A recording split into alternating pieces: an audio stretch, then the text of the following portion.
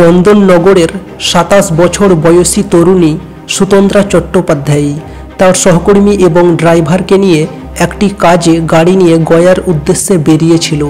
বুদবুদ থানা এলাকায় একটি পেট্রোল পাম্পে তেল ভরার জন্য দাঁড়ায় গাড়িটি। সেখান থেকে বেরোনোর পরেই কয়েকজন মদ্যপ যুবকদের একটি গাড়ি ধাওয়া করে তরুণীর গাড়িটিকে।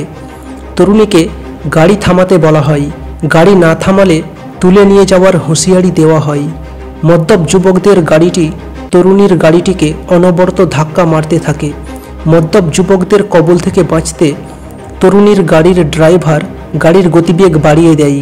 পশ্চিম বর্ধমানের পানাগড়ে হাইওয়েতে ওঠার আগেই গাড়িটি পাল্টি খায় এবং তরুণী সুতন্দ্রা চট্টোপাধ্যায় মারা যান।